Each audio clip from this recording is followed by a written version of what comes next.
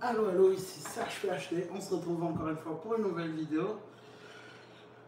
Cette fois-ci, quel est le sujet? Le sujet d'aujourd'hui, ce sera est-ce que les hommes recherchent réellement un amour? Donc, en plus fort, qu'est-ce que les hommes recherchent réellement en amour? Un sujet quand même assez intéressant. Donc, let's go. Et une petite annonce à la fin de la vidéo. Vas-y, je t'écoute. Ok. Déjà pour commencer, quand vous voyez une fille dans la route avant de commencer à draguer, qu'est-ce qui vous attire généralement? Est-ce que vous regardez en premier pour déterminer, ok oui, je vais tenter une chance, je vais essayer de la draguer, ou non, ça ne vaut pas la peine? Ouais, deux choses qu'on regarde, le look et l'attitude.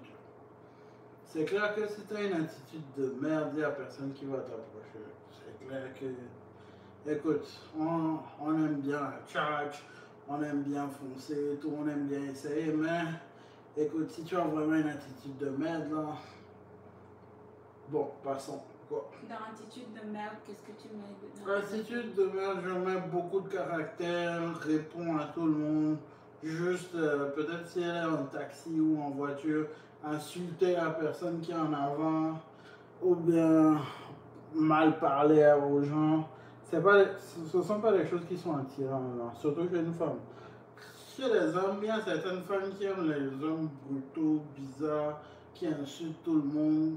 Ça je peux pas parler, je comprends pas les femmes. Mais pour un homme, c'est pas exactement ce qu'on recherche chez une femme. On ne cherche pas une brute forcément chez une femme. Et puis, donc l'attitude, ça compte beaucoup. Mais en même temps, on a aussi le look. Parce qu'il faut que j'aime ce que je vois avant de m'avancer. Mais en même temps, il n'y a pas que ça. Il y a des fois, je n'ai pas vu de quoi qui m'a intéressé et je suis allé parler. Mais on était peut-être assis dans un groupe, je t'ai entendu discuter, j'ai vu comment tu te comportes, j'ai vu comment tu réagis en groupe et ça m'a plu. Et ça, c'est une autre approche également. Au lieu de. Mais c'est clair que si on te voit dans la rue et qu'on avance vers toi, c'est que c'est le look qu'on a regardé qui est intéressant. Maintenant, en fonction du caractère ou bien de la présence de la personne en elle-même, c'est là qu'on détermine est-ce que c'est quelque chose que je veux essayer, est-ce que je veux faire rata et m'en aller, ou bien si je vois vraiment une relation à long terme avec cette personne. Moi, je dis toujours que dans les 6 premiers mois d'une relation, un homme a déjà décidé où est-ce qu'il veut te mettre. Est-ce qu'il veut faire du sérieux, est-ce qu'il veut s'amuser avec toi, ou bien est-ce que c'est un plan à très long terme où on n'a pas encore d'issue ou quoi. Mais c'est ça. Et quand tu parles de look, tu parles de quoi exactement? L'habillement? Est-ce qu'elle est sexy? Et à la forme? To each their own. Chacun a ses goûts en matière de femmes et en matière d'hommes. Beaucoup de femmes n'aiment pas quand on dit ça, mais les hommes aussi ont leur choix. Ils ont ce qu'ils aiment, ils ont ce qu'ils n'aiment pas. Il y a d'autres qui aiment les grosses poitrines, d'autres qui aiment les grosses fesses, d'autres qui aiment les gros mélanges, d'autres qui aiment quand c'est bombé de partout. Donc il y a les apuchou, comme on dit chez nous, et d'autres qui aiment les boba skinny ou boba deni, donc les petits modèles, Coca-Cola. Donc il y a to each their own, chacun a ses goûts, chacun a ses préférences, comme les femmes préfèrent les gens longs, courts, teint clair, noirs, etc. Chacun a des goûts particuliers. Donc maintenant, si ce que tu vois te plaire, tu fais le pas. Hein? Si ce que tu vois te plaît pas, tu restes assis. Easy.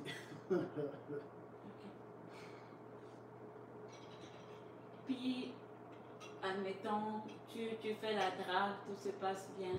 C'est quoi, qu'est-ce qu'il faut pour déterminer si cette femme-là, c'est la bonne, genre cette femme-là, je peux envisager le mariage avec elle, je peux envisager qu'elle soit la future mère de mes enfants. Et qu'est-ce qui peut être un gros turn-off, genre? Ça, c'est assez compliqué parce que chacun est rendu à une étape différente dans sa vie. Quelqu'un qui est dans sa jeunesse, on va dire, n'est pas forcément pressé de se marier à cause des conseils de ses grands frères, de ses oncles, de ses tantes, de ses parents. Écoute, prends ton temps, choisis la bonne femme, ne te presse pas, etc. Principalement parce que beaucoup d'hommes se sont fait avoir. Beaucoup de femmes également se sont fait avoir. Mais là, on est en train de parler des hommes. Qu'est-ce que les hommes veulent? Donc, en général, pour un homme, tu vas souvent entendre: prends ton temps, vas-y, découvre la personne, apprends à connaître la personne, vois si c'est quelque chose que tu veux et chemine avec cette personne d'une manière ou d'une autre. La période pic d'une femme pour se trouver un partenaire, ce n'est juste que mon opinion, c'est de 18 à 27 ans. Ça, c'est la période pic. C'est là où la femme est la plus belle, là où elle est la plus désirée, là où tout le monde est en train d'imbiper gauche-droite et elle fait 1, 2, 1, 2. C'est là où une femme a plus de pouvoir dans le marché de la séduction. Pour un homme, pendant cette période-là, il est broke, il n'a pas d'argent, il n'a rien, des fois il n'est même pas beau, à part certains qui sont quand même bien nés et qui ont les moyens. Eux, ils sont bien placés, ils peuvent déjà chasser dans ce côté-là, ils peuvent déjà regarder de ce côté-là. Mais la plupart des hommes, ils atteignent le pic un peu plus tard. Le pic d'un homme, c'est à partir de la trentaine en allant. Et son pic n'est pas stoppé. C'est-à-dire que si un homme est dans son élément, est dans la recherche de soi, il va se développer avec le temps. Donc, plus le temps passe, plus il est plus intéressant. Pourquoi est-ce qu'il est plus intéressant? C'est parce qu'il est censé avoir plus de moyens, plus de compétences, être mieux entraîné et être plus adapté à la vie en général. C'est pour ça que vous allez souvent entendre des femmes dire: je n'aime pas les garçons de mon âge, ils n'ont pas une certaine maturité, je préfère les plus vieux, je préfère les gros taux, je préfère quoi. C'est principalement parce qu'un homme se bonifie avec le temps. S'il est dans sa nature, ça c'est très important, s'il est dans son élément, s'il est dans la recherche de soi, il va se bonifier avec le temps. Mais si c'est clair qu'il passe le temps à courir après les fesses, je doute qu'il va trouver sa vraie nature, trouver son développement complet. Maintenant, quand c'est le temps de faire un choix, c'est vraiment: est-ce que la personne que je suis en train de voir, est-ce que je la vois dans le tableau de ma vie? Quand je suis en train de faire l'image de mes plans, quand je suis en train de visualiser mon futur, est-ce que je vois cette personne-là dans ce tableau-là? Parce que chacun a des choses qu'il recherche différentes. Quelqu'un qui est calme peut rechercher une femme énergétique, forte, dense, qui sait bouger, qui aime donner de la vie. Et lui, dans son tableau, il voit: ah, moi je suis très calme, j'aimerais bien que quelqu'un puisse courir avec les enfants, tirer, mettre la vie dans la maison. Même chose pour un homme qui a déjà boum, boum, boum, boum, boum. Donc, dans tous les éléments, dans toutes les fêtes, dans tout ce qui se passe, il peut décider de choisir: ah, j'aimerais bien une femme posée, qui me ramène sur terre, qui me conseille, qui me dise de ne pas trop sortir, ou bien qui canalise mon énergie d'une certaine manière. Et d'autres, ils cherchent juste une personne complémentaire. Je veux que cette personne comprenne ma vision et qu'on marche main dans la main vers la vision. À partir de ce moment-là, dépendamment de où est-ce qu'on est rendu dans la vie, on a différentes envies, il y a différentes choses qu'on veut. Au départ, c'est plus de l'attirance physique, mais plus on prend de l'âge, on commence à réaliser que au-delà du physique, il y a bien autre chose. Donc maintenant, qu'est-ce qu'un homme regarderait pour choisir sa future partenaire? Je vais parler pour moi. Je vois plus, pour un homme comme moi, je vois plus quelqu'un qui comprend ma vision, comprend ce que j'essaie de faire en général et au lieu de me créer des mots de texte, m'aide avec ma vision. Je ne veux pas être là à douter de mon partenaire pendant que je peux utiliser cette énergie-là à faire autre chose. C'est pour ça je me rappelle que j'ai souvent dit que quand je suis avec quelqu'un, j'aime que cette personne soit concentrée sur moi. L'énergie que je donne, même si on n'est pas ensemble encore, j'aimerais que l'énergie que je donne soit retournée. Pas d'une manière où je m'impose sur cette personne, mais j'aimerais bien qu'on soit sur une bonne longueur d'onde. Je sais que l'énergie que je donne est réciproque et je ne fais pas que donner, donner, donner, donner. Cette partie-là, c'est épuisant, on va dire. Si la personne ne retourne pas, ça n'a même pas besoin d'être à un niveau équivalent. Si la personne ne retourne pas de l'intérêt, c'est comme si tu perds de l'énergie parce que tu n'es pas en train de construire quelque chose, tu es en train d'envoyer ton énergie quelque part et quelqu'un d'autre dépense ton énergie dans le fond. Alors que si c'est un échange mutuel, c'est un échange d'énergie qui commence à construire de quoi. On ne peut pas construire de quoi en espérant que l'autre donne. Ça ne se fait pas, c'est impossible. C'est vraiment, je fais un pas, tu fais un pas. Je fais un pas, tu fais un pas. Et on se retrouve quelque part. Ça n'a pas besoin d'être 50-50. Ça peut être 20-40, 60-80. Ça peut être 20-80, pardon. 60-40. Ça peut être 15-25. Mais il faut que l'intérêt se fasse sentir. Si l'intérêt ne se fait pas sentir, je suis désolé, mais il y a des personnes qui vont se lasser. À différentes périodes de la vie, tu peux te lasser rapidement ou moins rapidement. Et aussi, en fonction de ce que tu reçois, tu peux te lasser plus vite ou moins vite. Mais il y a d'autres qui vont jouer la longue distance pour t'avoir et te laisser sur la route. Parce que tu n'as pas forcément partagé la bonne énergie. Ou tu n'as pas forcément rempli les critères que lui cherchait. Donc maintenant, c'était plus un cocher à marquer. C'était plus un objectif à boucler. Ce n'était plus moi, je m'investis dans cette personne pour créer de quoi avec cette personne. Ça, c'est devenu juste une obsession pour dire, ah, j'ai marqué le point dans le fond. Parce qu'il faut se rappeler que l'homme est une créature d'orgueil. On peut parler n'importe comment, l'homme est bougé par son estime de soi et son orgueil. Il est toujours pointé dessus. Donc, comment avoir un homme, c'est en soulevant son orgueil. Oh, tu es le meilleur. Oh, tu es le plus fort. Oh, tu es quoi? Oh, tu es ça. Et en étant soumis à cette personne. Plus il y a de la soumission, plus il y a de la valorisation pour cette personne. Il se dit, mais ici, je me sens respecté. Ici, je me sens fort. Mais quand je regarde ici, je me sens dévalorisé, je me sens insulté. Donc, il va toujours aller vers là où il se sent le plus fort. Et à partir de là, c'est comme ça qu'il commence à construire sa relation.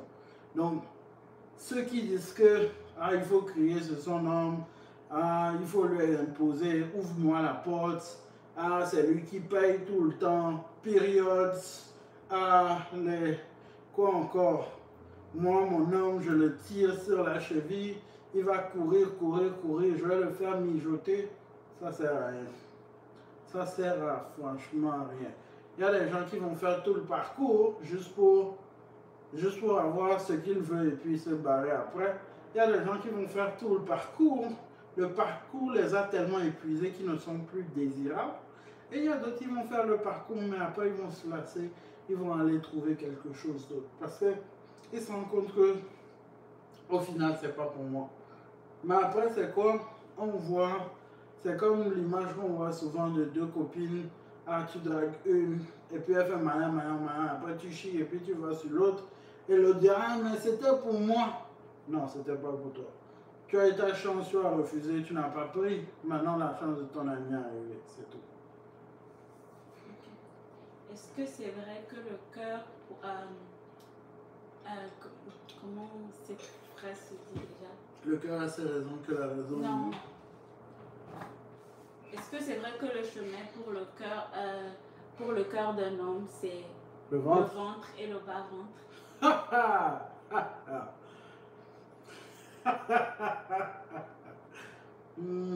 Genre, pour rendre un homme heureux, il faut genre savoir bien cuisiner, faire bien à manger et assurer au lit. Est-ce que c'est vrai? Être bonne au lit. Je vais commencer par le bon au lit là, parce que c'est faux. Le bon au lit là, c'est complètement faux. Un homme préfère que tu sois vierge, tu arrives pur, aucun homme ne t'a brisé le cœur, rien du tout. Et puis, il te fait découvrir le tout. Genre, il te montre le tout. Aucun homme n'apprécie qu'il t'emmène quelque part et puis tu lui dises, oh, mon ex m'avait déjà emmené ici. Oh, je suis déjà venu ici. Imagine un homme qui prend son argent durement gagné pour t'amener à Dubaï. Il t'emmène dans un bon hôtel, bel hôtel, 3 étoiles. Et puis vous arrivez à l'hôtel, tu te dis, oh man, la dernière fois que je suis venu à Dubaï, j'étais dans un étoile 5 étoiles. Imagine la frustration du bonhomme. Pourtant, il a fait le top. Pour lui, c'est le top. Il pensait faire plaisir à son épouse, à sa compagne, etc.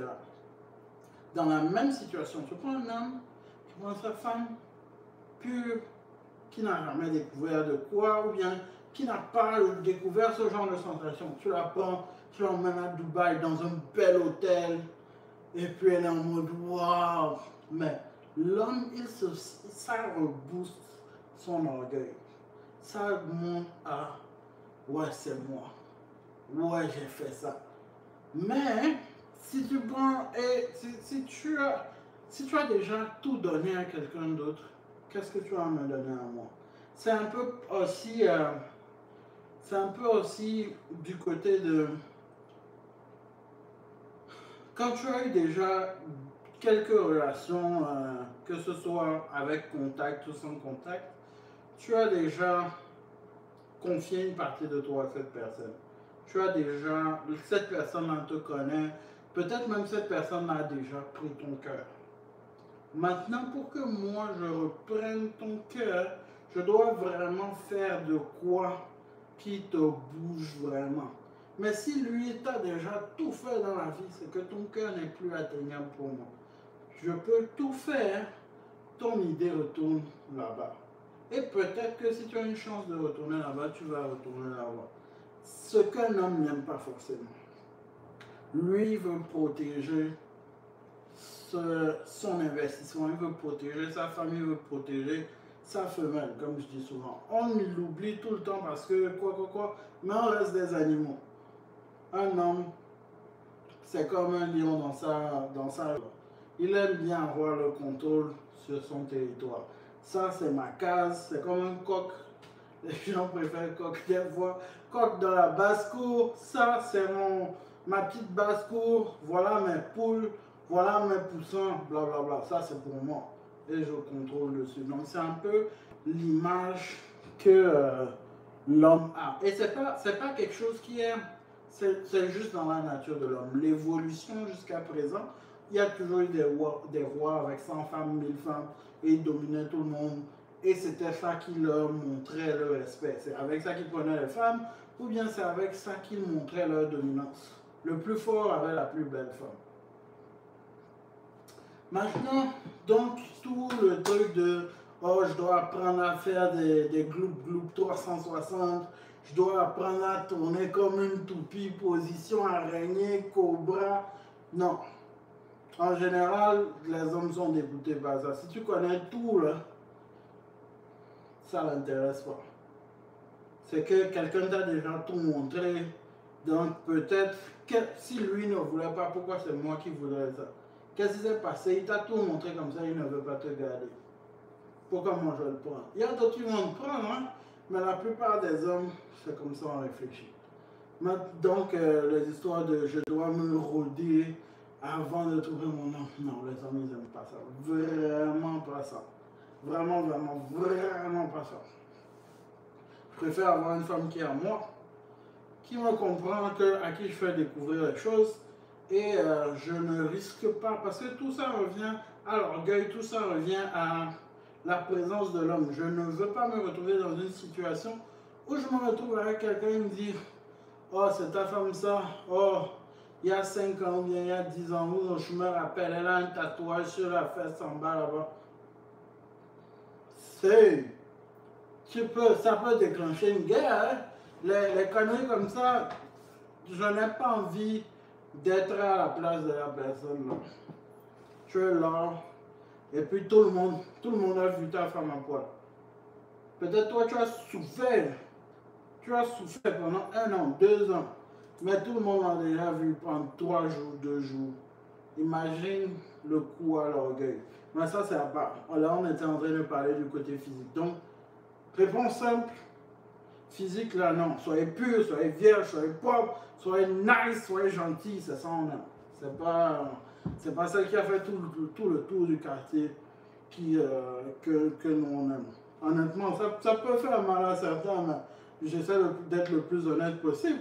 Parce que les hommes, en tout cas les hommes qui ont l'habitude de se faire courtiser ou d'avoir plein de femmes autour d'eux, quand tu as l'habitude de tourner, ils vont te laisser tourner. Il ne va pas te prendre. Un homme qui a du pouvoir, un homme qui est influent, un homme qui est dans sa vertu d'homme, va choisir une femme pour lui. Si tu as l'habitude de tourner 15, 20, 40, 50, 70 hommes, il va te remettre pour que les autres puissent en profiter. Maintenant, la deuxième partie de ta question, c'était savoir bien cuisiner. Ce n'est pas le bien cuisiner. La cuisine, ça part. C'est la volonté de servir, la volonté de se soumettre, la volonté d'aimer, la volonté de nourrir, la volonté de donner du bien, pourvoir du bien à la personne. Ce n'est vraiment pas le « là, je sais cuisiner ». Tu vas voir des hommes, la femme sait vraiment quoi cuisiner. C'est comme un pied, des cailloux, c'est pas bon, mais il est là comme ça. Pourquoi? Parce qu'il aime sa femme. Il va le manger pareil. Ça peut être mauvais comment? Ses potes peuvent être là comment? Le premier qui dit c'est mauvais, il le gifle. Pourquoi? Parce qu'il aime sa femme. Mais parce qu'il aime sa femme aussi. S'il sait cuisiner, il va lui montrer à cuisiner. S'il ne sait pas cuisiner, il va lui prendre des cours de quoi, mais il ne va pas jamais lui dire, bébé, tu sais, ta nourriture là, c'est pas bon, hein. Il va dire, oh bébé, je connais ce cours-là. Oh bébé, regarde cette vidéo-là. Oh bébé, regarde ça. Ça a l'air bon, viens, on va essayer ensemble. Il va trouver un moyen d'embarquer sa femme dedans. Tout le temps, pour ne pas la frustrer aussi. Tu ne veux pas brusquer la personne. Oh, il n'aime pas ma nourriture. Ah, c'est fini, il va me ramener chez ma maman. Ou bien, oh, il n'aime pas ma nourriture. Ah, c'est fini, il va aller chercher une autre femme. Non. C'est vraiment l'acte de servir, l'acte de prendre soin de cette personne, l'acte de supporter cette personne. Ce n'est pas l'acte de cuisiner en tant que tel. C'est vraiment la soumission qui vient avec. Pour que tu cuisines pour quelqu'un, ça veut dire que tu estimes cette personne au point de vouloir que cette personne soit rassasiée, que cette personne soit bien. Donc, si tu dis que moi je ne cuisine pas pour mon homme, tu sers à quoi? Pas tu sers à quoi dans le genre, à part ça, tu n'as aucune autre utilité, non. Mais si tu n'es pas mon soutien, tu me sers à quoi? Si tu n'es pas mon épaule, tu me sers à quoi? Si tu n'es pas la personne qui m'assiste quand je ne me sens pas bien, tu me sers à quoi? C'est vraiment cette optique-là. Ce n'est pas la nourriture, ce n'est pas le quoi, c'est vraiment... Donc, si je mourais de faim complètement, tu allais me laisser là en fait. Si je ne pouvais pas me lever pour chercher moi-même ma nourriture, tu allais me laisser là. Et dans la même optique, donc ça veut dire que si je suis malade, si j'ai de quoi, ça veut dire que tu vas me négliger. Parce que ce sont les petites choses qui... C'est avec le présent qu'on reconstitue le futur. Donc c'est avec ce que je vois que je peux me faire une idée de ce que j'aurai dans le futur. Si tu n'as jamais préparé pour moi pendant 3 ans de copinage, c'est clair que je ne vais pas m'attendre que tu commences à cuisiner pour moi après le mariage. Si tu m'as connu, je n'ai jamais cuisiné pour toi. Donc au mariage, je n'ai jamais cuisiné pour toi non plus. Je n'ai pas vu ce que je n'ai rien vu. Donc pour moi, tu ne vas pas le faire. Même chose pour, en général, pourquoi une femme veut se marier? Elle veut un homme fort, intelligent, qui prend soin de lui, qui a des moyens, etc., etc., etc. Mais elle veut au minimum voir un mari en lui. Vrai ou faux? Si elle ne voit pas un mari en lui, elle ne va pas vouloir l'épouser. Vrai ou faux? Donc c'est la même chose. Un homme doit voir une femme en sa copine. Un homme doit avoir une moitié en sa copine pour pouvoir l'épouser. Si tu es dans une relation depuis 3 ans, 4 ans, 5 ans, il faut donner ton cœur à Dieu. Moi, je ne sais pas pour toi. Il faut vraiment voir dans votre relation qu'est-ce qui ne va pas, comment ça bouge, pourquoi ça n'a pas encore avancé à l'étape supérieure. Je ne dis pas de presser son homme. Je ne dis pas de forcer la main des gens. Mais ce que je dis, c'est que dans les 6 premiers mois d'une relation, un homme s'est déjà fait la décision de ce qu'il veut faire de toi. Dans les 6 premiers mois de la relation.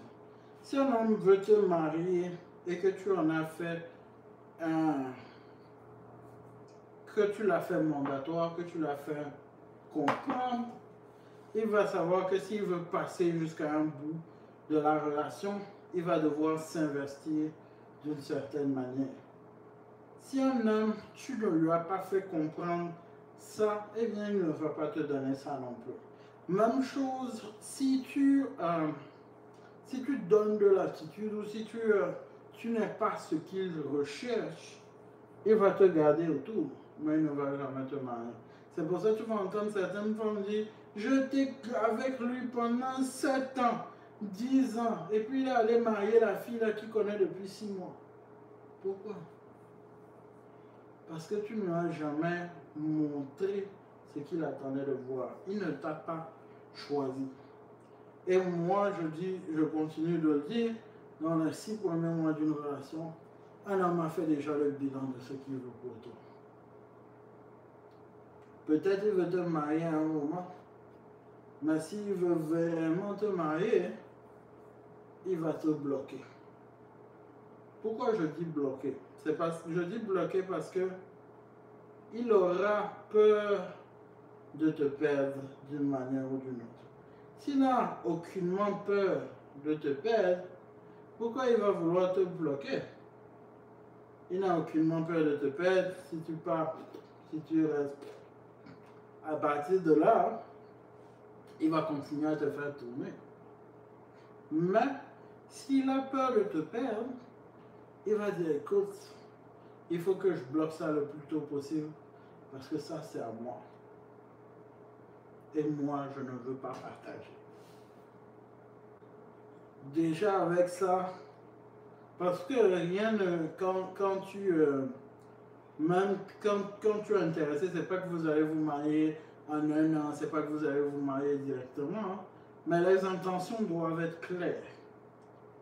Si on prend le cas de notre situation, moi je t'ai dit cache que moi quand je me mets, je ne joue pas, je ne ris pas, parce que là où je suis arrivé, je ne perds pas mon temps. Et j'avais déjà assez perdu mon temps comme ça.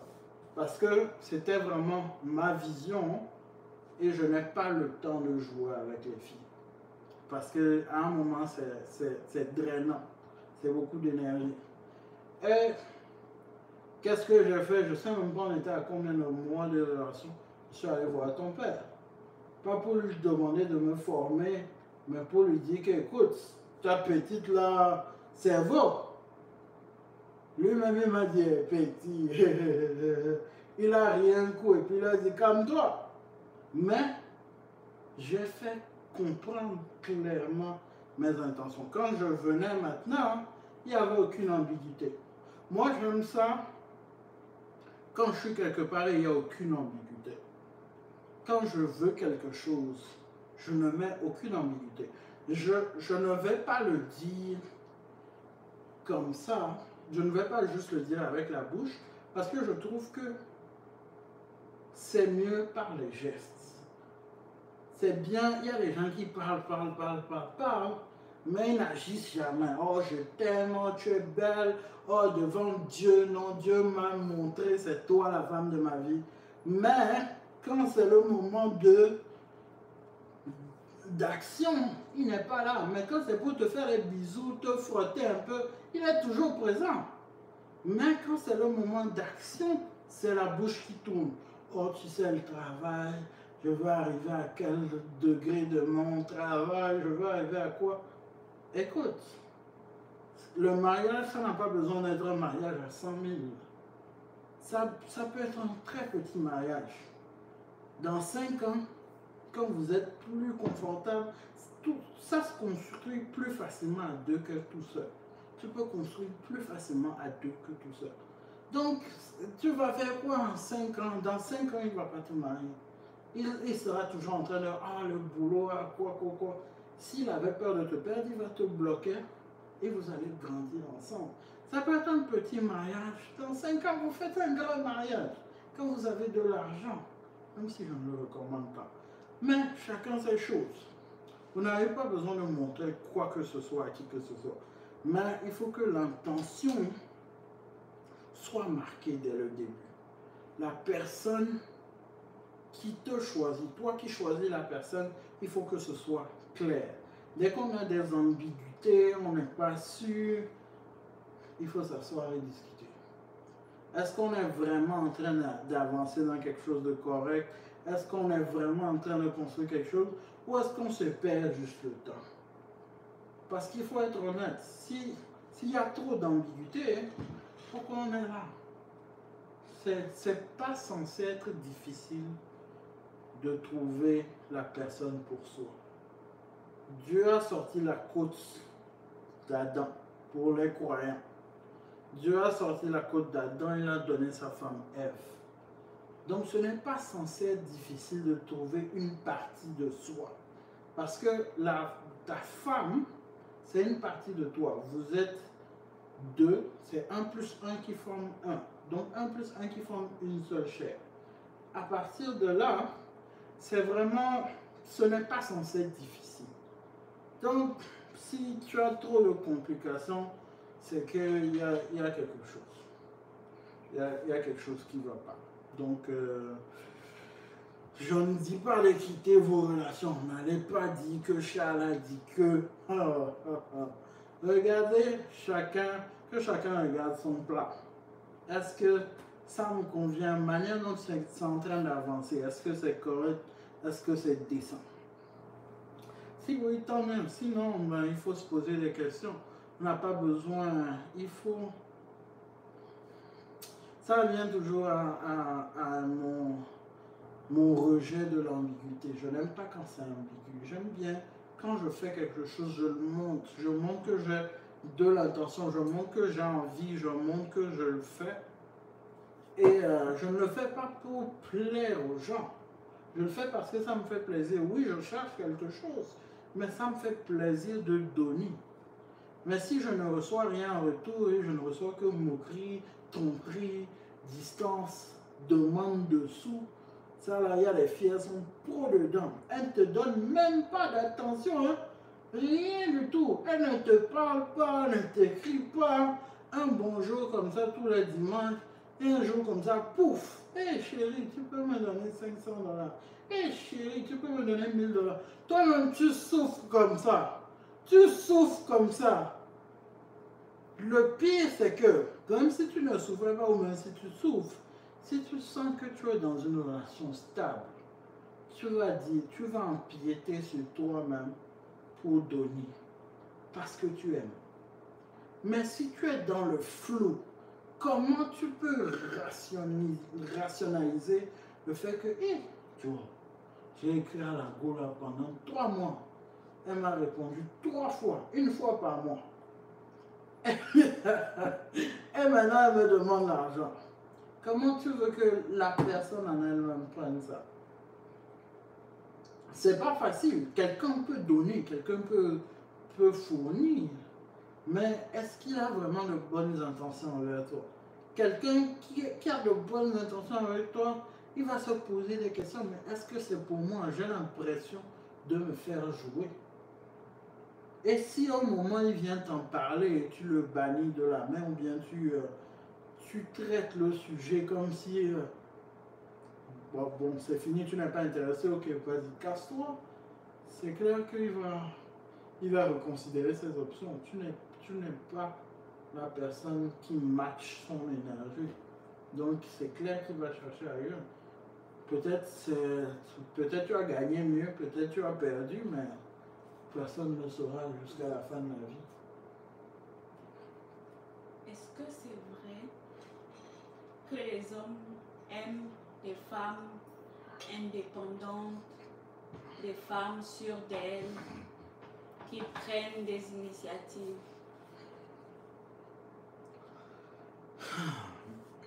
Les femmes modernes, comme on dit. Les femmes indépendantes. On commence par les femmes indépendantes. Est-ce que c'est vrai que les hommes aiment les femmes indépendantes? On va aller à la base de ce que c'est une femme indépendante. C'est quoi indépendant? Être indépendant, c'est que je n'ai besoin de personne à part moi-même. Ou bien, être indépendant, c'est que je n'ai besoin de personne d'autre pour subsister, pour survivre, pour faire mes choses. Je suis complètement... Est-ce qu'on a déjà entendu l'expression homme indépendant? Non, hein? Mais on entend femme indépendante. Pourquoi? Parce que les femmes veulent se sentir que je peux faire tout sans un homme. Ou je me trompe? Sinon, c'est quoi une femme indépendante? Dis-moi. J'ai vu ton... Non, c'est pas le sujet de la vidéo. On pourra en parler dans une prochaine vidéo. C'est pour répondre à la question. Parce que si on ne sait pas c'est quoi une femme indépendante, on n'est pas capable de dire est-ce qu'un homme veut ça ou pas. Déjà, il faut commencer par définir c'est quoi l'indépendance, c'est quoi être indépendant. Moi, de la façon dont je l'entends, l'indépendance pour moi, par exemple, quand on dit par exemple, quelqu'un qui vivait avec ses parents et qui maintenant se dit maintenant je suis indépendant, c'est pas que maintenant il ne considère plus ses parents ou bien mais c'est juste que genre il se dit maintenant je suis responsable, je suis suffisamment responsable, je peux me prendre en charge, je peux payer mes bills, je peux payer mes factures tout seul, j'ai pas besoin tout le temps de recourir à quelqu'un pour qu'il puisse m'aider, genre je me suffis. Je me suffis sans mes parents. Je peux prendre soin de moi-même sans mes parents. Dans l'exemple que tu as donné, ce n'est pas un jeu de mots. C'est vraiment, quand je dis je suis indépendant face à mes parents, c'est que maintenant je peux prendre mon propre chez moi, choisir qu'est-ce que je veux manger, prendre ma boisson, si je veux du vin, je bois, si je veux de la bière, je bois. Si je veux dormir dehors, je dors dehors parce que je suis indépendant. Je ne dépends plus de mes parents. Ouais, mais ça ne veut pas dire... Ça ne veut pas dire que je leur manque de respect. Et ça ne veut pas aussi dire que je n'ai pas besoin de... Ça veut dire que je n'en ai pas besoin pour ma survie. Ce n'est pas que je n'ai pas besoin de... Ah, c'est fini, on ne se parle plus. Mais je n'ai pas besoin de leur action pour pouvoir survivre. Pour vivre en général, je peux faire 2 ans sans les voir, je ne vais pas en mourir. C'est ça être indépendant. Je peux même faire le reste de ma vie. Je ne dis pas de le faire. C'est vos parents, respectez-les, passez du temps avec eux. Ils ne seront pas tout le temps là. Ils vont bientôt partir. dépendamment de leur âge, mais passer du temps avec vos parents, c'est quand même important. Ce que j'essaie de dire, c'est que pour la subsistance, je peux ne plus les voir jusqu'à la fin de ma vie, je pourrais être correct. Vrai ou faux? Comment non? Je peux manger, je peux boire, je peux dormir sans eux. Je ne parle pas d'eux émotionnellement. On ne met pas des émotions dedans. Si je n'aime pas, disons que je n'aime pas mes parents, ils ont passé toute ma jeunesse à me battre comme un mouton. Je peux passer, dès que je prends mon indépendance, ça veut dire que je peux passer tout le reste de ma vie sans les voir si je veux. Vrai ou faux? Dans ce sens où si tu n'as pas une bonne relation avec tes parents, oui. Donc, être indépendant, c'est que j'ai le choix de passer les voir si j'ai une bonne relation avec eux. Si je n'ai pas de bonne relation avec eux, je peux ne pas... On va dire les choses comme elles sont. Tu peux vivre sans tes parents. Tu peux vivre. Si on enlève tes parents tout de suite, tu ne vas pas mourir. Tu es toujours en vie. Tu vas fonctionner, tu vas travailler, tu vas prendre ta nourriture, etc.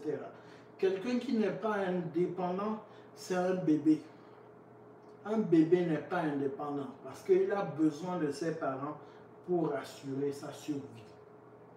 Donc, si on prend la chose dans leur contexte, une femme indépendante, c'est une femme qui n'a pas besoin de quelqu'un. Elle se suffit pour survivre. Maintenant, est-ce que les hommes aiment ça? Non. Il n'y a aucun homme qui aime une femme indépendante. Si tu es indépendante, c'est que tu n'as pas besoin de moi. Si tu as on n'a pas d'homme indépendant. Un homme indépendant, ça aurait été la même chose qu'une femme indépendante, qui n'a besoin de personne pour sa survie. Mais on ne va jamais entendre un homme se revendiquer qu'il est indépendant parce qu'on a tous besoin de l'un ou l'autre dans la société. Un homme, moi, j'ai besoin d'un pompier, j'ai besoin d'un plombier, j'ai besoin d'un policier, j'ai besoin d'un constructeur. La maison où on vit, c'est pas moi qui l'ai bâtie, c'est quelqu'un qui sait la bâtir qui l'a bâtie. Si quelqu'un cherche quelque chose que moi je fournis, des conseils, de l'investissement, de quoi que moi je fournis, il vient me voir et je lui fournis. Donc je vends, je donne ma marchandise au monde. Même chose pour les gens en régulier. On n'a pas besoin de vendre de quoi. On est tous dépendants l'un l'autre. Maintenant, se proclamer une femme indépendante, si tu vois souvent la connotation qui vient avec une femme indépendante, je me suffit, je peux faire si j'ai les mêmes droits qu'un homme, blablabla. Bla bla. Ce n'est pas, personne ne revendique tes droits. C'est juste savoir, si tu me dis dans ta présentation que je suis une femme indépendante, je me suffis, c'est que tu n'as pas besoin de moi dans ta vie. Si on va à la définition de l'indépendance, c'est ça. Je peux faire tout par moi-même. Donc je n'ai pas besoin de toi. Donc est-ce que c'est attirant pour un homme? Tout simplement non. Est-ce que les hommes aiment les femmes qui prennent des initiatives? Oui, pourquoi pas. Les initiatives et l'indépendance, c'est deux choses complètement différentes. Une femme qui prend des initiatives, c'est une femme qui a envie de découvrir, a envie d'apprendre, qui consulte son homme, mais quand elle a ce inch, quand elle a ce truc, ah ça va marcher, ah ça pourrait marcher, elle peut aller de l'avant et après en parler à son homme. Très important toujours en parler à son homme. C'est pas je fais quelque chose et puis j'en parle pas à mon homme et puis un jour comme ça je lui raconte ça ou bien il découvre ça de lui-même. Parce que si ça ne marche pas, si ça tourne au vinaigre, à qui tu vas venir parler? À ton homme. Ah je fais ça, oh my God, viens m'aider. Donc quand tu le fais, viens me parler également. Si on peut éviter un massacre, on va le faire. Si c'est une bonne idée, je vais te le dire. Si je ne suis pas d'accord, je vais te le dire également. Et si je trouve que c'est risqué, je ne sais pas, je vais te le dire également. À la fin de la journée, tu as toujours ton libre arbitre. Ce que les femmes confondent avec l'indépendance, c'est le libre arbitre. Tu as le choix de dire non, de dire oui. Dans une relation, l'homme doit être le dominant, la femme l'appui à l'homme, pas la dominer, l'appui à l'homme. Il faut une tête et un corps pour bouger. La tête pense, le corps bouge. Et le corps soutient la tête. Il n'y a pas de relation dominant-dominé. Il y a une relation de une personne qui dirige et l'autre qui fait confiance à l'autre pour la diriger. Ce n'est pas une relation dominant-dominé. Ce n'est pas quelqu'un sur qui tu marches. C'est quelqu'un avec qui tu réfléchis et avances. La raison pour laquelle c'est l'homme qui doit réfléchir, c'est parce que les femmes sont beaucoup dans les émotions. Beaucoup dans les émotions. Donc, si on veut dominer un groupe, on commence par faire peur aux femmes. Parce qu'un homme est plus difficilement intimidable qu'une femme. Si on contrôle toutes les femmes, c'est fini, on a bloqué le coin s'il n'y a que des femmes là-bas, juste par la peur. Mais un homme, il a toujours ce degré de violence-là. Qu'est-ce qui fait qu'un homme est dangereux ou qu'on ait peur d'un homme? C'est le degré de violence incertain qui fait que les hommes se respectent entre eux. Ah, lui, il est costaud, hein? Ou bien, ah, lui, il est sec, mais quand tu le vois s'asseoir, c'est la présence que tu dégages.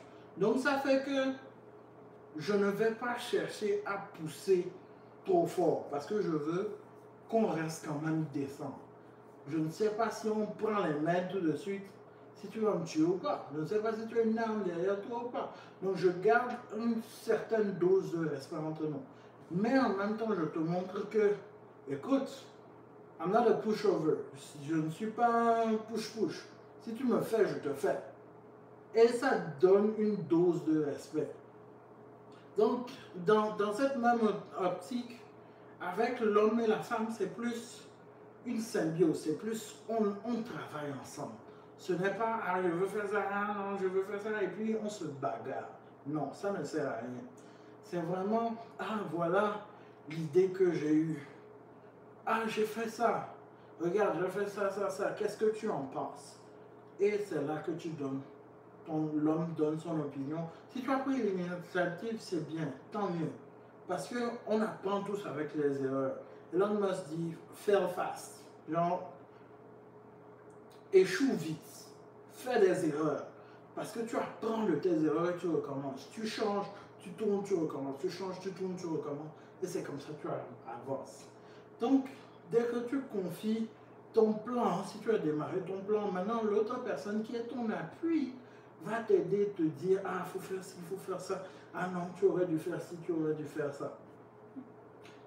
Mais là aussi, il faut la responsabilité de l'homme dans tout ça. Parce qu'il y a des hommes, quand on leur dit des choses, ils commencent à crier, commencent à se fâcher. Pourquoi tu as fait ça? Non. Il faut toujours se rappeler, ce n'est pas dominant-dominé. C'est dominant-support. C'est je m'appuie sur toi. C'est j'ai besoin de ton opinion. C'est je te supporte. On se supporte et on avance vers quelque chose d'intéressant. Ce n'est pas ah, j'ai dit ça, ah, respecte ce que j'ai dit. Non. Si ta femme ne se plie pas à ce que tu es en train de dire, il y a peut-être une raison. Il y a de quoi. Essaie de comprendre. Si ça ne fait pas de sens, le mot final te revient. Mais garde en tête que si tu abuses du mot final, tu perds le respect de ta femme. Si tu abuses de ton autorité, tu perds le respect de ton conjoint. Parce que à force de taper sur la table, plus personne n'a peur. L'enfant qui crie au loup. À force de crier, ah le loup arrive, il ne vient pas. Le jour où le loup viendra et tu crieras, personne ne t'écoutera.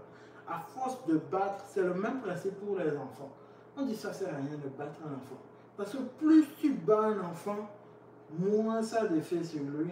Et plus lui, il pense que ah, c'est normal.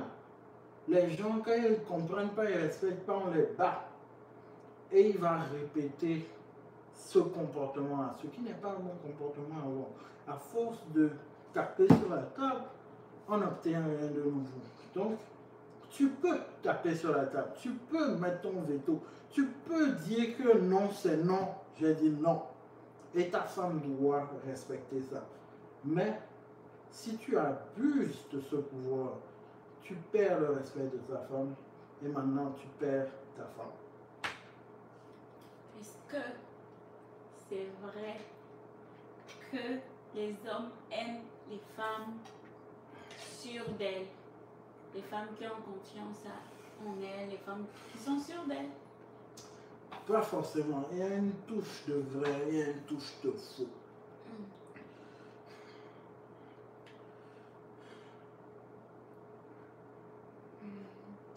C'est compliqué parce que la confiance peut se confondre à de l'orgueil des fois. Et l'abus de se sentir fait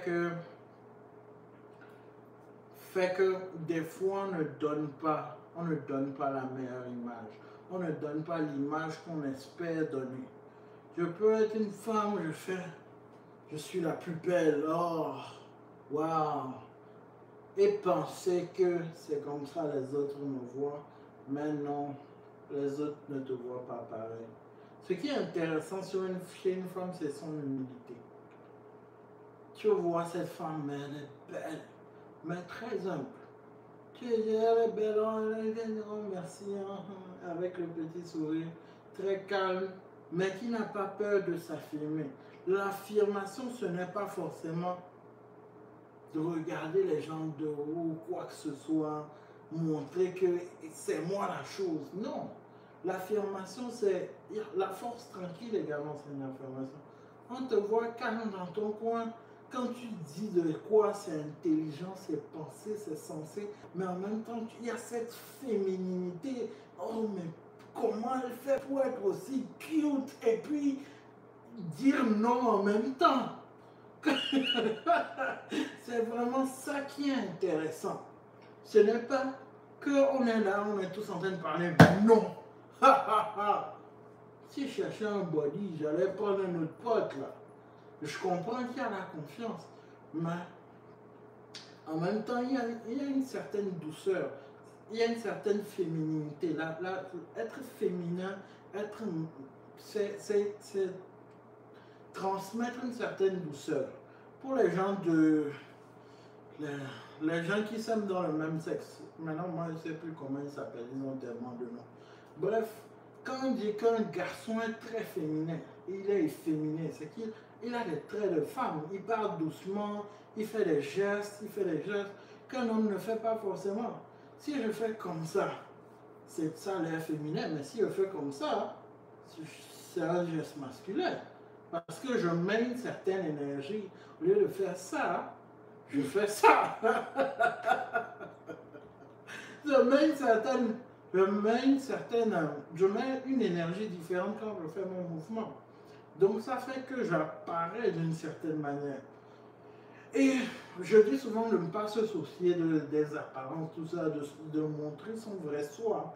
Mais pour une femme, ce qui est intéressant, c'est ce qu'un homme cherche chez une femme, c'est vraiment sa féminité. Si je cherchais un body, je vais chercher mon pote garçon. Si je cherchais quelqu'un pour lutter, me bagarrer, mais je me trouve un gars. Mais si je viens vers une femme, ce n'est pas pour me bagarrer, me discuter. Je cherche de la douceur, je cherche du complément, je cherche du calme, de la tranquillité. Je cherche quelque chose. Je ne dis pas que forcément toutes les femmes doivent être comme ça, mais ton homme doit sentir que tu es une oasis tranquille pour lui. C'est vraiment ça le plus important en fait. Je ne vais pas, si je cherchais un autre, je le dis plusieurs fois, mais si moi je cherchais un body, j'allais me prendre un body. Mais il y a des hommes qui aiment les femmes masculines, des femmes qui s'habillent, yo, what's up? Il y a des hommes qui aiment ça. Mais ça fait partie des exceptions. Ce n'est pas tout le monde qui aime ça. La plupart des hommes aiment une femme féminine. Et une femme féminine, ce n'est pas là pour discuter avec toi. C'est plus... On peut toujours dire non, mais calmement. On peut toujours montrer son point, mais sans vigueur, sans bouger tout le truc.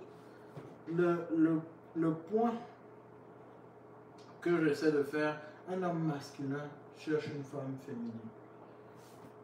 Aussi simple que ça. Donc, si il n'y a rien à avoir confiance en soi, mais il ne faut pas que ça déborde dans l'orgueil de un. Et également, il faut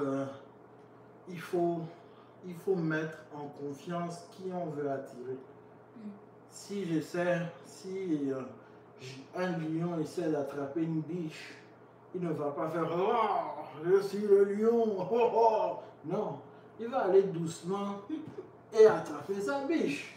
Donc, même, il y a des femmes, c'est pas toujours, il y a la fausse image que c'est l'homme qui choisit sa femme. C'est la femme qui t'a choisi avant.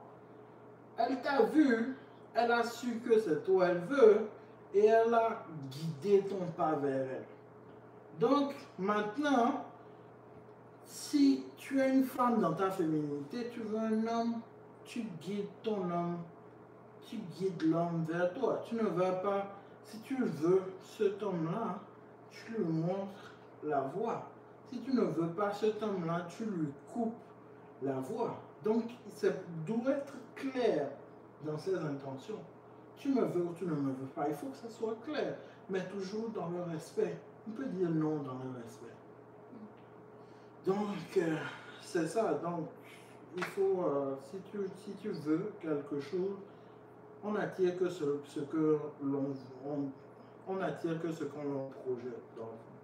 Donc, ce que tu projettes, c'est ça que tu récoltes. Si tu veux un homme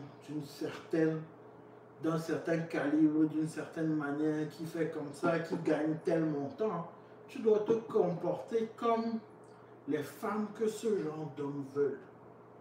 Je veux un homme qui a 6 mètres, 6 pieds de haut, qui a 1 million dans son compte en banque, je veux quoi. Mais qu'est-ce que les hommes comme ça cherchent? Tu dois rechercher ça. Et maintenant, tu te mets en position où ces hommes-là vont te trouver. Tu vas dans les places où ces hommes-là circulent. Mais si tu es dans la rue, écoute, il y a tout type d'hommes qui circulent. Ce n'est pas là-bas, tu dois étudier, je reprends l'analogie du lion et de la gazelle. Dans le moment où tu cherches ton homme, c'est la même chose qu'un homme cherche sa femme. C'est toi le lion, c'est toi la lionne. Tu repères ta proie, tu tournes autour de ta proie, tu te prépares pour ta proie et puis tu l'attaques. Pour un homme, c'est vraiment aller parler à la femme, mais pour une femme, c'est se mettre en position où son appel n'est pas tourné vers tous les hommes du secteur, mais son appel est tourné vers toi. C'est toi, je veux. Viens vers moi. C'est ça. Ça. Ce n'est pas censé être difficile de trouver. Et est-ce que c'est vrai que les hommes n'aiment pas les femmes jalouses et possessives? Il y a différents degrés. Il y a des abuseurs et des abuseuses. Parce que la première fois c'est cute, la deuxième fois c'est cute, la 100e fois c'est chiant. Même chose pour l'inverse, hein, que ce soit un homme ou une femme. La première fois c'est cute, après ça devient chiant. Même chose pour la personne qui se sent jaloux. La première fois, bon, je vais laisser passer, mais à un moment, je suis fatigué de me sentir oppressé. Je suis fatigué de sentir que je ne suis pas assez.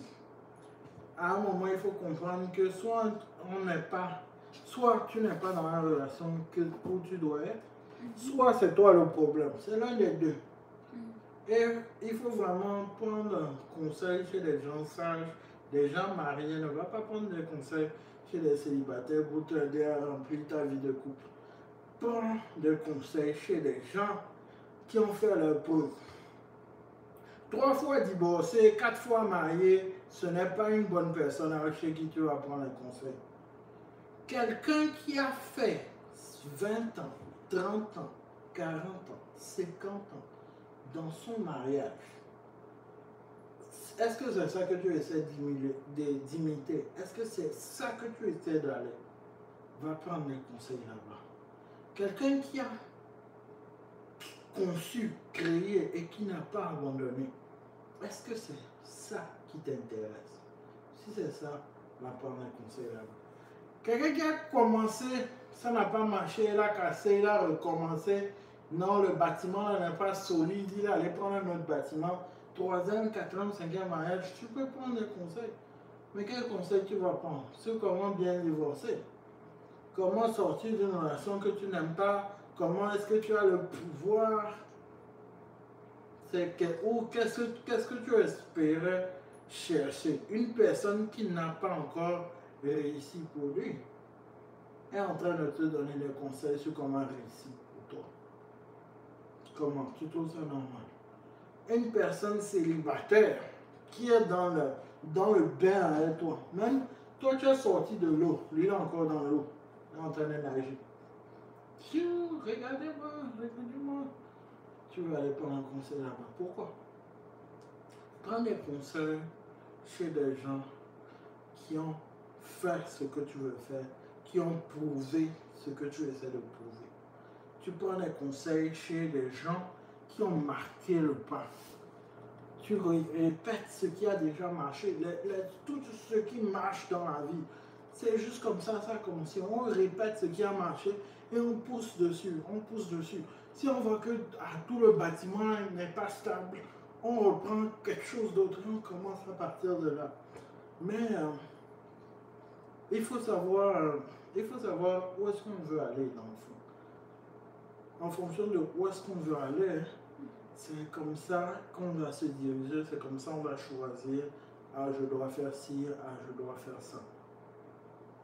Mais si on n'est pas conscient de où est-ce qu'on veut arriver, eh bien on va se perdre dans le chemin.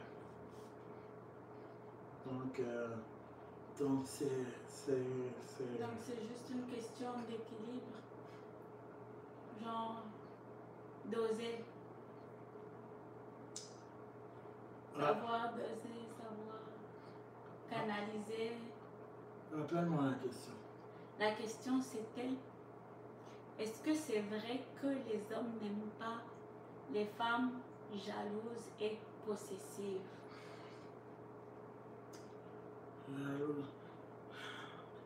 C'est exactement ce que tu as dit. Il faut savoir doser, il faut savoir mesurer, il faut faire confiance à son amour, à sa femme. Si tu n'avais aucune confiance en moi, il fallait pas rester avec moi. Maintenant, s'il n'y a rien qui a été construit pour le moment, eh bien, tu ne me donnes aucune certitude, aucune table plate sur laquelle je peux m'appuyer. C'est clair que je vais me sentir déboussolé à certains moments. Ça, c'est la même chose que pour un homme ou pour une femme. Il faut qu'il y ait une relation stable à un moment pour que maintenant on connaisse la baseline. On connaît quand tout est neutre là, comment c'est. Quand tout est normal, comment c'est. C'est ça la baseline. Maintenant, quand il y a de quoi, on voit maintenant la baseline fluctuer. Et c'est là que tu vas commencer à voir la jalousie n'a rien de mal. Quand ce n'est pas agressif, quand ce n'est pas abusif, quand c'est sain. Je te vois tourner avec les petites là, moi je n'aime pas ça. Et un petit air joueur, un petit air sain. Genre qui montre que I care. Genre, c'est parce que je tiens à toi que je suis comme ça. C'est parce que je tiens à toi que je fais comme ça. Mais si tu es tout le temps là dans l'oreille de la personne, mais pourquoi tu fais ça? Mais pourquoi tu fais ça? C'est tout. Et tu commences à pleurer. Ouais! Ce n'est jamais agréable. Ce n'est jamais agréable. Des deux côtés. Donc, il faut vraiment, c'est une question de balance. Est-ce que je fais confiance à mon homme ou pas? Est-ce que je l'ai vraiment attrapé en train de faire quoi que ce soit? Est-ce qu'il m'a déjà prouvé qu'il sera un infidèle? Est-ce qu'il m'a promis qu'il va changer? Est-ce que je peux lui faire confiance? Ça c'est le point simple.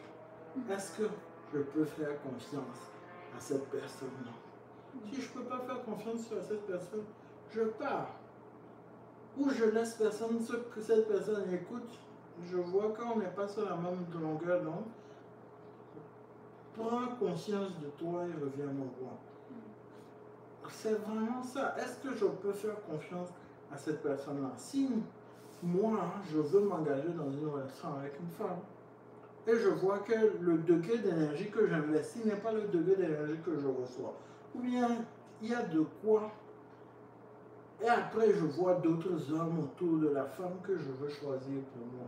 À un moment, je peux dire, écoute, je vois que ça ne fonctionne pas entre nous. Je vois que ça ne marche pas entre nous. Je vois que la direction que j'essaie de prendre, je vois qu'on ne s'accorde pas. Mais si, dès que je te dis ça, tu me dis, ah, ok, t'as raison, peace out. Tu veux que je te dise quoi? Mais si tu me disais, hein, si je viens te confier mon cœur, c'est comme si je te donnais mon cœur, là, je t'ouvrais ce que je ressentais. Et tu me dis, ah, pourquoi tu penses comme ça? Tu me montres un minimum d'intérêt, l'intérêt que tu as pour moi, si tu en as de toutes les façons. Et à partir de là, on discute. Là, je peux m'ouvrir et te dire, ah, j'ai remarqué que je vois que je ne pense pas, je ne comprends pas. J'essaie, mais j'ai l'impression que je ne t'atteins pas.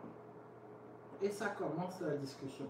Mais si tu n'es pas intéressé et que je viens, je te dis ça, hein, ah, j'ai l'impression que ça ne marche pas entre nous. Je sais ce que tu penses, mais je préfère qu'on reste amis ou bien je préfère qu'on ne se parle plus. Si tu ne viens pas vers moi, j'ai fait le pas. Si tu ne viens pas vers moi, je considère que tout ce que j'ai dit, c'est vrai. Tu n'as dit mon consent, ou bien je t'ai ouvert mon cœur, je t'ai dit c'est comme ça, je vois les choses. Et tu m'as dit, ah, ok. C'était content, c'était bien de te connaître, merci, bonsoir. C'est clair qu'on n'était pas sur la même longueur d'onde. Mais si tu vois comment j'agis avec toi, tu vois que je suis constant, tu vois que je me donne, tu vois que je donne du mien, tu vois que je m'offre à toi, de différentes manières, même si je ne le dis pas. Mais que quand je viens te dire maintenant que ah, je vois que ça ne fonctionne pas, si tu vois, mais tu vas te poser des questions. Mais je vois tout ce que tu as fait, tu abandonnes tout ça, qu'est-ce qui se passe? Mais si tu n'es pas intéressé, hein, ciao, bye bye. Et c'est comme ça. Nous devons passer à la prochaine étape. Et chacun va chercher quelque chose qui lui convient le mieux. Donc, c'est pas la peine de... Je vois des gens qui, on dirait, ils stockent les gens. Ah, je vais le garder ici en attendant. Ah, je vais le pousser ici comme ça en attendant que lui la seule. Si tu ne veux pas quelqu'un libère, quelqu'un laisse quelqu'un pas. C'est pas tout le temps vrai. Mais c'est ça. Parlant de ce que tu disais tantôt, tu disais à prendre conseil chez les gens qui ont réussi dans leur couple. 20, 30, 40 ans, 50 ans. Qu'est-ce que tu penses de ces coachs, des coachs confirmés, connus, qui ont de l'impact, qui ont de la visibilité, mais qui ne sont pas nécessairement mariés, non, qui ne sont pas, par exemple, mariés, qui ne sont pas en couple, mais qui donnent des conseils sur la vie en couple, comment garder un homme, comment impacter un homme, comment faire pour ne pas que l'homme s'en aille, ouais, en gros, ouais, comment garder un homme. Ça revient à une chose très simple. Où est-ce que tu te vois? Est-ce que la personne célibataire qui vient te parler là, il se base sur quoi pour te donner un conseil? Ça peut être des conseils valides qu'il a pris chez quelqu'un qu'il a vu dans la vie, etc. Ou bien sagesse personnelle. Mais lui qui te parle là, est-ce qu'il a implémenté ce qu'il est en train de te dire? C'est bien, il te dit des choses, mais est-ce qu'il a... Mais il va te dire, fais ce que je te dis, ne fais pas ce que je fais. Je ne prends pas des conseils chez les gens comme ça. Je ne prends pas des conseils chez les gens. En tout cas, moi, personnellement, dès que tu me dis, fais ce que je te dis, ne fais pas ce que je fais. Non. Parce que ce qu'il me dit, ce n'est pas de l'expérience. C'est du j'ai vu, j'ai entendu, j'ai vu quelque part, j'ai fait un mélange et puis voilà.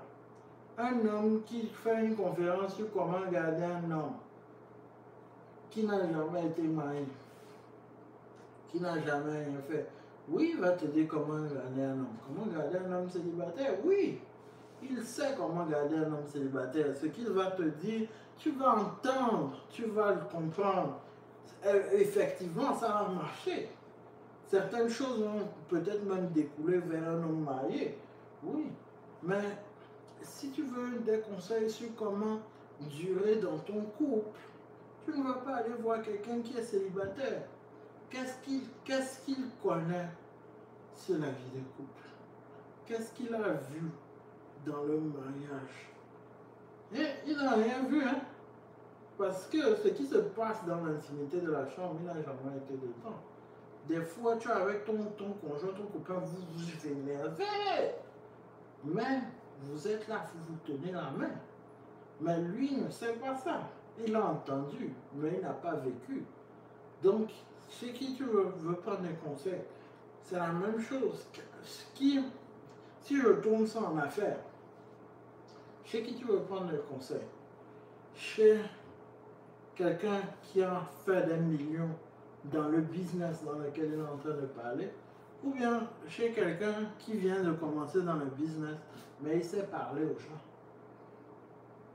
Il a la tchatch, il sait monter les foules. Quand il dit allez, tout le monde dit ouais, c'est parce qu'il y a ça.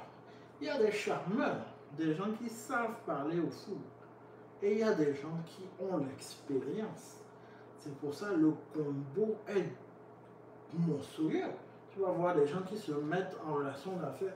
Un qui sait parler, l'autre qui a l'expérience. Et puis, la personne qui sait parler donne. La personne qui a l'expérience apprend à la personne qui sait parler. La personne qui sait parler partage le message. Les grands coachs, eux aussi, ils ont leur coach. Donc, peut-être ton coach, il est en train de répéter un autre grand coach. Toi, va prendre directement l'énergie à la source. Tu es en train de prendre l'énergie diluée. Va prendre l'énergie à la source. Mais il se peut que la source ne sache pas donner le message. Mais lui, sait donner le message. C'est pour ça que les gens l'écoutent. Mais c'est ça.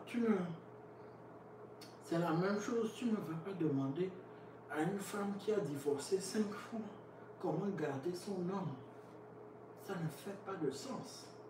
Mais une femme qui est dans un mariage pendant 20, 25 ans, 30 ans, même si c'est toi, ton objectif, c'est atteindre 10 ans seulement.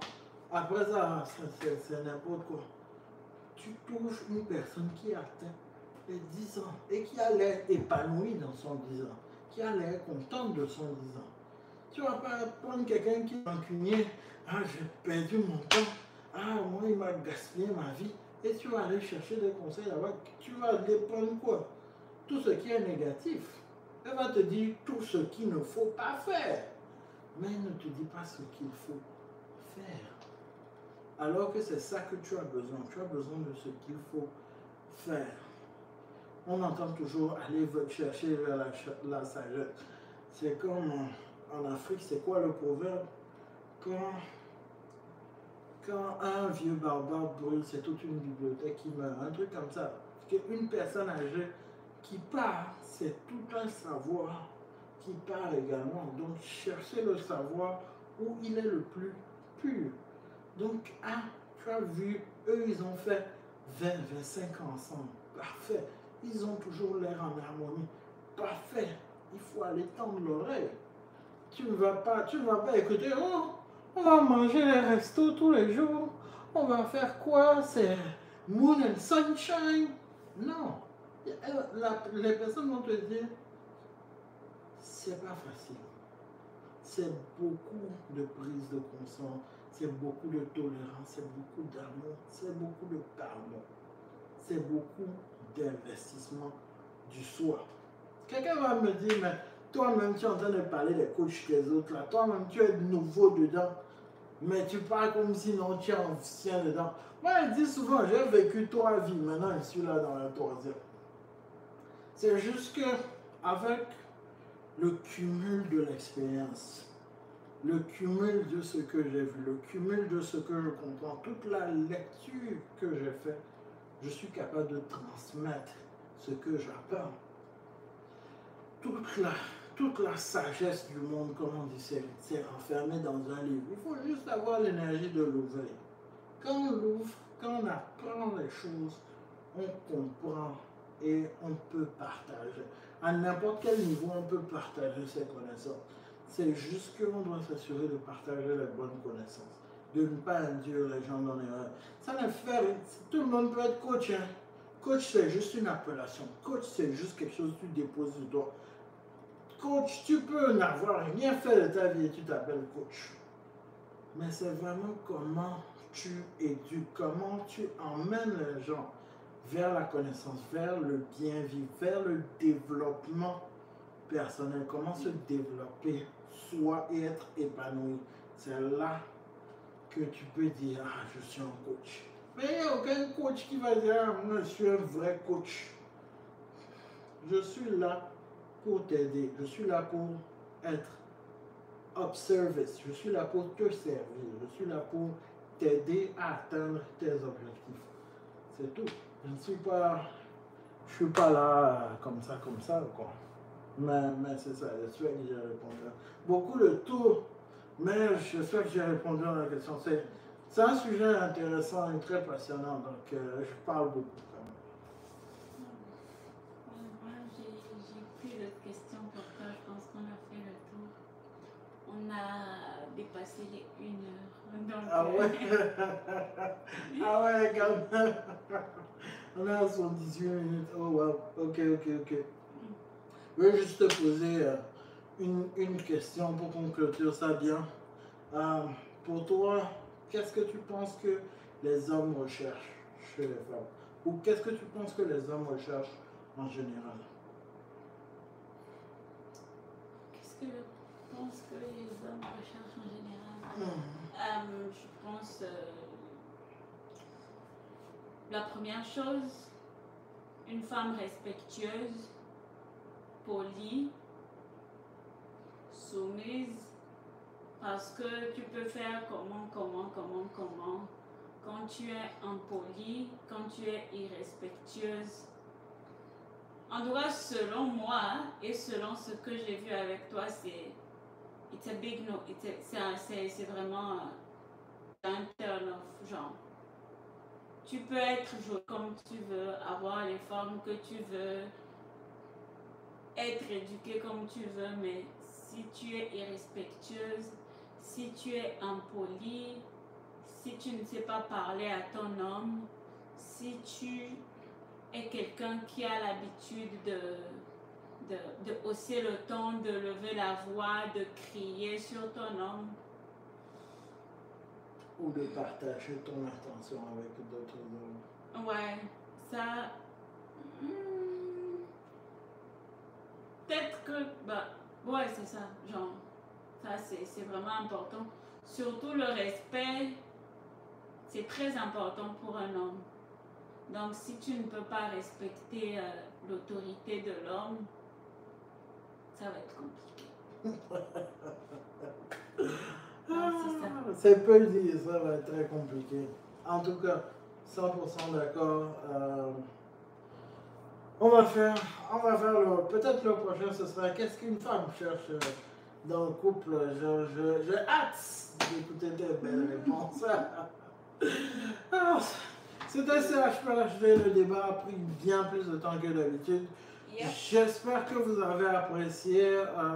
N'hésitez pas à laisser les commentaires, à partager vos informations également. On essaie d'agrandir toujours la plateforme. Comme je disais tantôt, on allait déménager sur X, mais en ce moment, on est en train d'évaluer nos options, peut-être créer une autre chaîne, peut-être garder toujours cette chaîne active, avoir les lives toujours vivants, ça c'est clair, que ce soit sur X, que ce soit sur YouTube ou que ce soit ailleurs. Merci encore, c'était CHD, c'était Mafé. Au week-end prochain.